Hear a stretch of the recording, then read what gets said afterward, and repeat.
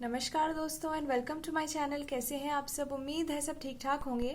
तो आज क्या करेंगे, जो आपका चैप्टर नंबर 6 है application of derivative NCERT class 12th का, उसकी एक्सरसाइज 6.1 करेंगे। जो एक्सरसाइज 6.1 है इसका इंट्रोडक्शन और प्लस में इसका क्वेश्चन नंबर जो 1 है हम इसे प्रीवियस वीडियो के अंदर समझ चुके हैं। अब क्वेश्चन नंबर 2 देखते हैं। The volume of a cube is increasing at the rate of 8 centimeter cube per second. How fast is the surface area increasing when the length of an edge is 12 centimeter? यहाँ पे आपको बोला है कि जो volume है एक cube की वो इंक्रीज कर रही है इस रेट से, ठीक है, विद रिस्पेक्ट टू टाइम। जो वॉल्यूम है वो 8 जो सेंटीमीटर क्यूब पर सेकेंड है वो चेंज हो रही है, इंक्रीज हो रही है, वॉल्यूम बढ़ रही है इस रेट से। आपको ये फाइंड आउट करना है कि अगर वॉल्यूम इस रेट से बढ़ रही है तो सरफेस एरिया किस रेट से बढ़ेगी जब आपका जो लेंथ ऑफ एन एज है वो 12 सेंटीमीटर होगा। ठीक है, जैसे कि अगर आपकी क्यूब है तो जो इसका वॉल्यूम है ये तो इंक्रीज हो रहा है 8 सेंटीमीटर क्यूब पर सेकंड से।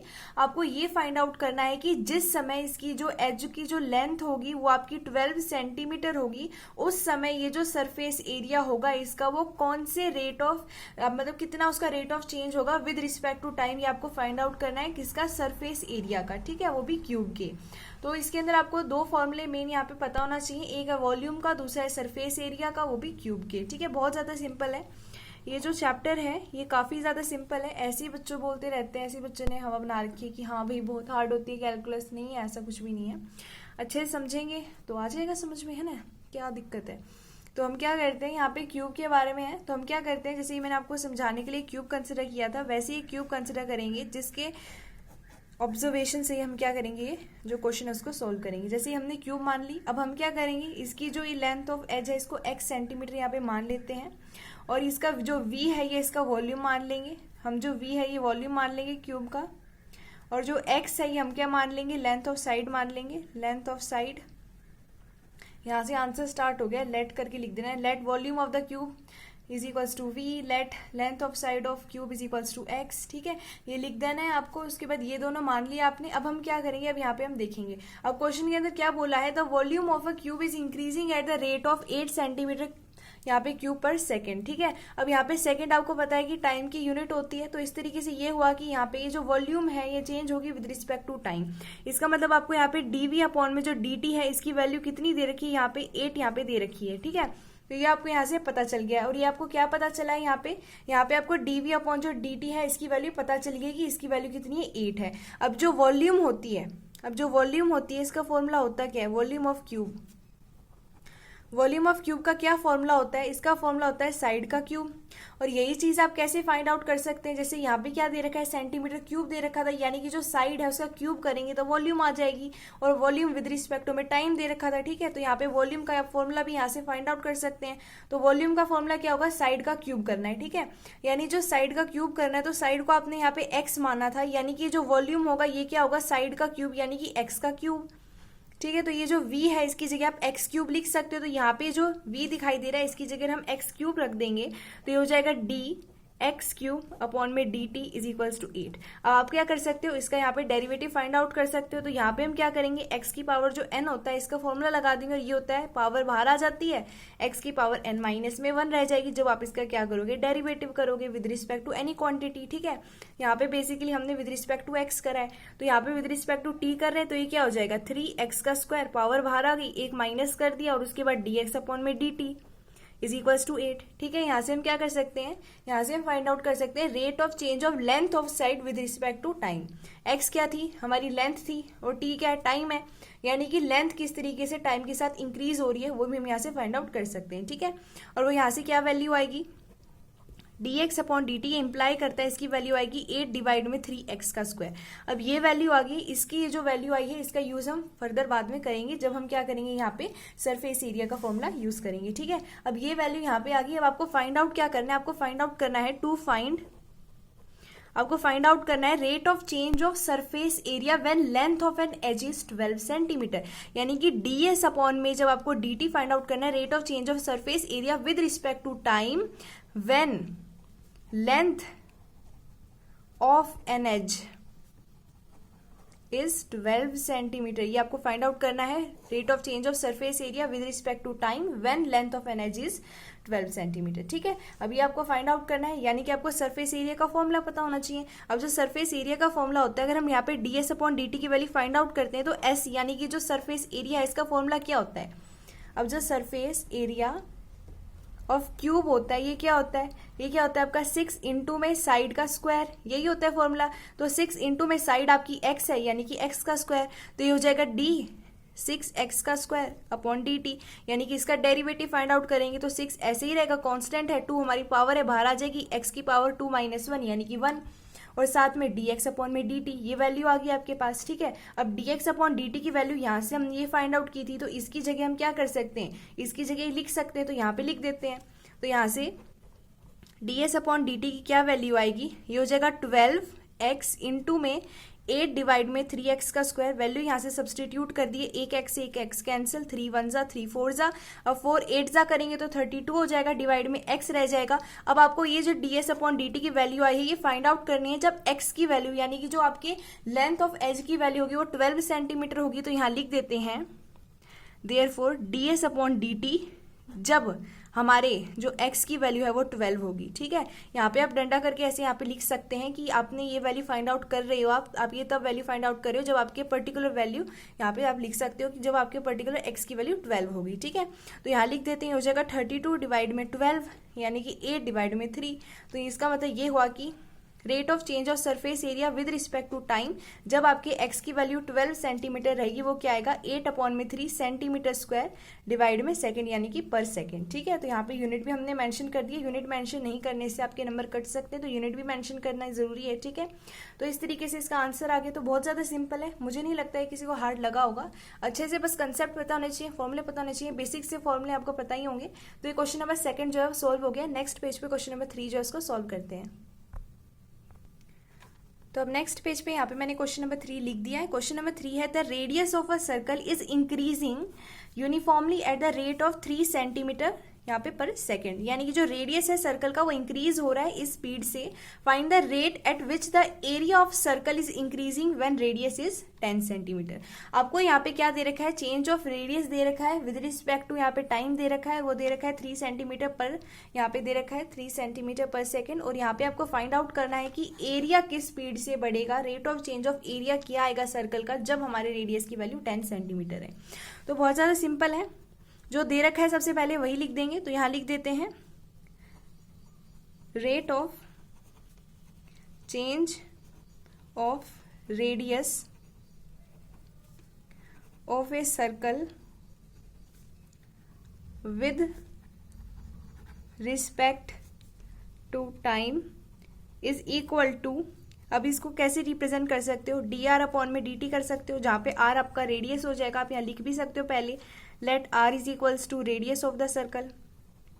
ठीक है, आप इस तरीके से मेंशन भी कर सकते हैं पहले कि let r is equals to radius of circle and a is equals to area of the circle, ये दोनों हम यहाँ पे सर्कल की बात कर रहे हैं। और उसके बाद आप स्टार्ट कर सकते हैं कि रेट ऑफ चेंज ऑफ जो रेडियस आएगा of circle with respect to आपका टाइम आएगा d r upon d t represent करोगे, इसकी वैल्यू आपको 3 सेंटीमीटर पर सेकेंड यहाँ पे दे रखी है, आप यहाँ लिख सकते हैं, ये आपको गिवन है। ठीक है, अब आपको फाइंड आउट क्या करना है, अब यहाँ पे लिख देते हैं टू फाइंड, अब आपको फाइंड क्या करना है कि rate of change of area with respect to time when r is equals to 10 centimetre. तो अब यहाँ लिख सकते हैं टू फाइंड डी अपॉन में डी टी, यानी कि rate of change of area with respect to time when r is equal to 10 centimetre. अब ये वैल्यू आ गई, अब इसको क्या करेंगे, फाइंड आउट करेंगे। अब इसको फाइंड आउट करने के लिए आपको एरिया ऑफ सर्कल की जो फॉर्मूला होता है उसकी वैल्यू पता होनी चाहिए। तो area of circle is equal to, आपको पता होना चाहिए कि एरिया ऑफ सर्कल क्या होता है, इसका फॉर्मूला होता है आपका पाई आर स्क्वायर। अब ये जो पाई आर स्क्वायर है, अब ये क्या करेंगे हम, यहाँ पे ये जो एरिया है हमने इसको ए से रिप्रेजेंट किया, A is equals to pi r square. यहाँ पे क्या करते हैं, दोनों साइड डिफ्रेंशिएट कर देते हैं, तो यहाँ लिख देते हैं differentiating with respect to time. With respect to time अगर आप यहाँ पे डिफ्रेंशिएट करोगे तो ये हो जाएगा डी अपॉन में d t is equal to pi, आपका कांस्टेंट है 2 पहले आ जाएगा, आर यहाँ पे बचेगा, फिर डी आर अपॉन में यहाँ पे डी टी रह जाएगी वैल्यू। अब D r upon d t की वैल्यू आपको क्वेश्चन के अंदर गिवन है जो है आपकी 3, तो यहाँ पे वैल्यू पुट कर देंगे तो ये हो जाएगा पाई इंटू में 2 आर इंटू में 3, तो आपके पास डी अपॉन में जो डी टी है इसकी वैल्यू आ जाएगी 6 पाई आर। अब आपको किस पे ये वैल्यू चाहिए, अब यहाँ लिख देंगे when r is equals to 10 centimetre, dA upon में dt, इसकी वैल्यू क्या आएगी 6 पाई इंटू में 10 यानी कि 60 पाई। ठीक है, तो यहाँ से आपके पास वैल्यू आ गई है, तो यहाँ लिख देते हैं हेंस एरिया इज इंक्रीजिंग। आपसे रेट ऑफ चेंज पूछा था कि किस रेट से इंक्रीज होगा आपका एरिया, तो यहाँ लिख सकते हैं hence area is increasing at the rate of 60 पाई। यहाँ पे हम एरिया की जो यूनिट है वो लिख देंगे सेंटीमीटर स्क्वायर, और यहाँ पे पर हम किसके रिस्पेक्ट में देख रहे हैं, हम टाइम की देख रहे हैं तो सेकंड लिख देंगे। और हमने ये वैल्यू तब फाइंड आउट की है जब आपके रेडियस की वैल्यू क्या है, यहाँ पे 10 सेंटीमीटर है। ठीक है, तो नेक्स्ट क्वेश्चन देखते हैं, question number 4। An edge of a variable cube, variable cube यानी कि ऐसा क्यूब जिसकी कोई ना कोई डायमेंशन चेंज हो रही है, वेरी कर रही है, is increasing at the rate of 3 centimetre per second. यानी कि जो वेरिएबल क्यूब है, ऐसा क्यूब जिसकी डायमेंशन चेंज हो रही है और यहाँ पे उसकी जो एज है वो चेंज हो रही है, इंक्रीज हो रही है at the rate of 3 centimetre per second. How fast is the volume of the cube increasing when edge is 10 centimetre long. आपसे पूछा है कि अगर इसकी एज जो है इस स्पीड से इंक्रीज हो रही है विद रिस्पेक्ट टू टाइम, तो उसकी वॉल्यूम किस स्पीड से इंक्रीज होगी जिस समय एज की जो कांस्टेंट वैल्यू होगी 10 सेंटीमीटर। काफी ज्यादा सिंपल है, इसका आंसर देखते हैं। तो यहाँ पे जो जो कहा होता है ना आपको सबसे पहले उसको अज्यूम कर लेना होता है। जैसे कि यहाँ पे एज को हम कंसिडर करेंगे, वॉल्यूम को कंसिडर करेंगे, तो यहाँ लिख देते हैं let volume of a cube is equals to v. हमने वॉल्यूम मान ली वी, और यहाँ पे एज को कंसिडर कर लेते हैं, and edge of a cube is equals to हम मान लेते हैं एक्स है। ठीक है, जैसे कि ये आपका कोई क्यूब है, तो यहाँ पे आपने कंसिडर कर लिया कि जो इसकी एज की जो लेंथ है वो आपकी एक्स है, और साथ में जो इसकी वॉल्यूम होगी, ठीक है, यानी कि इसके अंदर कितना आपका कोई भी चीज है वो आ सकती है, कंटेनर की तरह इसको अज्यूम करेंगे, तो इसकी जो वॉल्यूम होगी उसको वी मान लिया है। क्वेश्चन के अंदर प्रोवाइडेड है कि जो इसकी एज है with respect to time change हो रही है, इंक्रीज हो रही है 3 सेंटीमीटर पर सेकेंड। तो यहाँ लिख सकते हैं चेंज इन, यहाँ पे लिख सकते हैं change in edge with respect to time is equal to 3 centimetre per second. यानी कि यहाँ पे चेंज इन एज हो रहा है, तो एज को हमने एक्स माना, यानी कि dx अपॉन में dt is equal to 3 centimetre per second. ये आपको गिवन है। ठीक है, ये है क्या चीज, इसका मतलब है rate of change of edge with respect to time. जो आपकी एज है वो विद रिस्पेक्ट टू टाइम की स्पीड से, जैसे कि यहाँ पे 3 सेंटीमीटर पर सेकंड जो है, 1 सेकंड में 3 सेंटीमीटर वो चेंज हो रही है, इंक्रीज हो रही है, तो वो आपकी यहाँ पे आपने लिख दिए, आपको प्रोवाइडेड है। आपको फाइंड आउट क्या करना है, यहाँ लिख देते हैं टू फाइंड, आपको फाइंड आउट करना है how fast is the volume of cube increasing. यानी कि आपको change in volume with respect to time find out करना है when edge is 10 centimetre long. यानी कि यहाँ लिख देंगे to find dv upon dt for x is equal to 10 centimetre. ठीक है, ये आपको यहाँ पे फाइंड आउट करना है कि आपकी चेंज इन वॉल्यूम ये विद रिस्पेक्ट टू टाइम क्या होगी जब आपकी एज की वैल्यू 10 सेंटीमीटर होगी। तो यहाँ पे v यानी कि वॉल्यूम की बात कर रहे हैं, तो यहाँ पे वॉल्यूम का फॉर्मूला लिख लेते हैं। तो यहाँ लिख देंगे volume of cube is equal to side का क्यूब। ये आपका फॉर्मूला होता है वॉल्यूम का। वॉल्यूम ऑफ क्यूब आपने v मानी, v is equals to side आपने x मानी, x का क्यूब। तो ये वैल्यू आ गई आपको। अब आपको क्या करना है, dv upon dt find out करना है। तो ये जो इक्वेशन आई है इसको विद रिस्पेक्ट टू t आप क्या कर दोगे, यहाँ पे डिफरेंशिएट कर दोगे। तो यहाँ लिख देते हैं डिफरेंशिएटिंग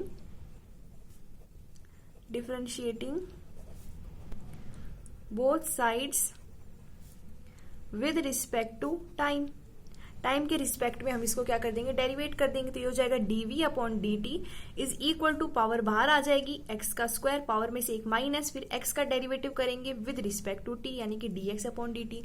अब जो change in edge with respect to time है ये आपको क्वेश्चन के अंदर प्रोवाइडेड था, और वो कितना था, वो आपका 3 सेंटीमीटर दे रखा था। तो आप क्या कर सकते हो, इस वैल्यू की जगह 3 सेंटीमीटर लिख सकते हो। तो यहाँ से आपके पास dv अपॉन dt की वैल्यू आएगी 3x का स्क्वायर इंटू में 3 यानी कि 9x का स्क्वायर। तो यहाँ पे आपके पास dv अपॉन में dt की वैल्यू आ गई है 9x का स्क्वायर। अब ये वैल्यू आपको फाइंड आउट करनी है when x is equal to 10 centimetre. ठीक है, तो यहाँ लिख देंगे for x is equal to 10 centimetre dv upon में dt। यहाँ पे इस तरीके से आप मेंशन करते हैं जब x की वैल्यू 10 सेंटीमीटर होगी उस समय वैल्यू क्या होगी, 9 इंटू में 10 का स्क्वायर यानी 9 इंटू में 100 हो जाएगा, जो हो जाएगा आपका 900। और यहाँ पे आप volume with respect to time देख रहे हो, वॉल्यूम के लिए आप लगा दोगे सेंटीमीटर क्यूब पर में सेकेंड आ जाएगा आपका टाइम का यूनिट। तो यहाँ पे ये वैल्यू आ गई आपके पास 900 सेंटीमीटर क्यूब पर सेकेंड। ठीक है, तो आप यहाँ लिख सकते हैं hence volume of a cube is increasing, इसको आप लिख देना वर्डिंग में, is increasing at the rate of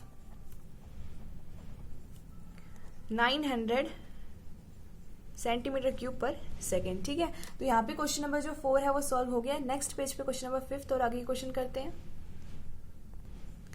तो अब नेक्स्ट पेज पे यहाँ पे मैंने क्वेश्चन नंबर 5 लिख दिया है। A stone is dropped into a quite lake and waves move in circular at the speed of 5 centimetre per second. ठीक है, अब यहाँ पे आपको बोला है कोई भी एक लेक है। अब ये जो लेक है ये स्टिल है, क्वाइट है, यानी कि अभी इसमें कोई भी मोशन नहीं हो रहा है, अभी एकदम शांत लेक है। आपने इसमें कोई भी स्टोन जो है वो फेंका, ठीक है, आपने पत्थर जो है स्टोन वो फेंका। मान लो आपने यहाँ पे एक पत्थर फेंका, तो पत्थर फेंकने के बाद जो पानी की वेव्स हैं वो ऐसे सर्कुलर मूवमेंट शुरू कर देंगी, सर्कुलर वेव जो है वो फॉर्म करने स्टार्ट कर देंगी। ठीक है, और ये किस स्पीड से इंक्रीज होंगी, जैसे कि पहली वेव बनी तो उसका रेडियस जो होगा 5 सेंटीमीटर होगा, फिर 1 सेकंड बाद फिर से 5 सेंटीमीटर होगा, फिर 5 सेंटीमीटर होगा, यानी कि इस स्पीड से क्या हो रहा है, आपका रेडियस जो इंक्रीज हो रहा है और जो सर्कुलर जो वेव्स है उसकी मूवमेंट हो रही है। ठीक है, at the instant when the radius of the circular wave is 8 centimetre, 1 second में वो 5 जो सेंटीमीटर है वो मूव कर रही है, आपकी जो रेडियस है उसकी, यानी एक तरीके से आप कह सकते हो वेव जो है वो मूव कर रही है 5 सेंटीमीटर पर सेकंड के हिसाब से। तो एक पर्टिकुलर इंस्टेंट पे, एक पॉइंट पे, जिस समय आपका जो रेडियस है वो 8 सेंटीमीटर रहेगा, how fast is the enclosed area increasing. जैसे कि पहली वेव बनी तो ये इंक्लोज्ड एरिया आया, फिर बनी तो ये इंक्लोज्ड एरिया आया, तो एरिया भी इंक्रीज हो रहा है। यानी कि जब 8 सेंटीमीटर आपका रेडियस रहेगा उस वेव का, उस समय एरिया जो इंक्लोज्ड है वो किस रेट से इंक्रीज हो रहा है, ये आपको फाइंड आउट करना है। ठीक है, तो इसका आंसर देखते हैं। तो यहाँ पे वेव की फॉर्मेशन हो रही है, यानी कि रेडियस भी फॉर्म होगा। जैसे कि यहाँ पे स्टोन बना तो एक वेव फॉर्म हुई, तो रेडियस भी कुछ बनेगा। तो रेडियस को हम क्या करते हैं, यहाँ पे आर कंसिडर कर लेते हैं, और उसके बाद यहाँ पे एरिया की बात हो रही है तो हम क्या करेंगे, एरिया के लिए भी हम कंसिडर कर लेंगे, है ना। ए जो हमारा एरिया है उसके लिए कंसिडर कर लेंगे। क्यों कर लेंगे, क्योंकि अब आपको आंसर फाइंड आउट करना है तो करेंगे ही, कंसिडरेशन से ही होते हैं आपके सारे। तो सबसे पहले रेडियस को कंसिडर कर लेते हैं। तो यहाँ लिख देती हूँ मैं, let radius of circular wave, या आप सिंपल यहाँ पे जो लिख सकते हो सर्कल भी लिख सकते हो, चलो सर्कल ही लिख लेते हैं आप, वरना सर्कुलर वेव भी मेंशन कर सकते हो। आर कंसिडर कर लेते हैं और एरिया मान लेते हैं, and area of circle is equal to A. ठीक है, अब आपको क्वेश्चन के अंदर दे रखा है कि ये जो रेडियस है ये इस स्पीड से इंक्रीज हो रहा है, यानी कि आपको डी आर अपॉन में डी टी दे रखा है 5 सेंटीमीटर पर सेकेंड। ये इक्वेशन नंबर 1 आप कंसिडर कर सकते हैं। ठीक है, तो यहाँ पे आपने क्या कर दिया कि ये जो रेडियस है, यानी कि जो सर्कुलर जो वेव्स हैं इसकी जो मूवमेंट है वो क्या हो रही है, इस स्पीड से हो रही है। ठीक है, अब आपको फाइंड आउट क्या करना है वो लिख लेते हैं। टू फाइंड, आपको फाइंड आउट करना है कि जो एंक्लोज्ड एरिया है वो किस स्पीड से इंक्रीज हो रहा है, यानी कि चेंज इन एरिया आपको फाइंड आउट करना है विद रिस्पेक्ट टू टाइम। उस समय फाइंड आउट करना है जब रेडियस की वैल्यू आपकी 8 सेंटीमीटर होगी, ये फाइंड आउट करना है। ठीक है, अब जो फाइंड आउट करना होता है ना उसी का फॉर्मूला हम यहाँ पे कंसिडर करते हैं। जैसे ए यानी कि एरिया आपको फाइंड आउट करना है, तो यहाँ पे लिख देंगे area of circle is equal to, अब एरिया ऑफ अ सर्कल आपको पता है क्या होता है, एरिया ऑफ अ सर्कल होता है पाई आर स्क्वायर।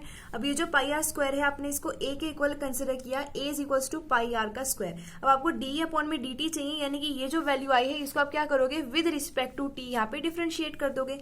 तो यहाँ लिख देते हैं डिफ्रेंशिएटिंग बोथ साइड्स